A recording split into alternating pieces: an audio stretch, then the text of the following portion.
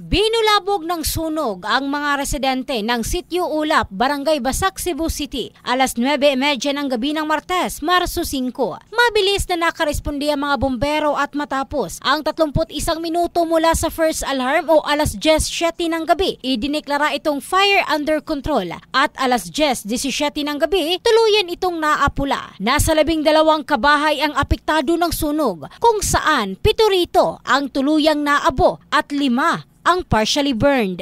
Temporaryong nakikisilong sa Barangay Gymnasium ang nasa 15 pamilya o 60 individual na apektado ng sunog na nag-iwan ng 2.4 milyong pesong halaga ng pinsala sa ari-arian.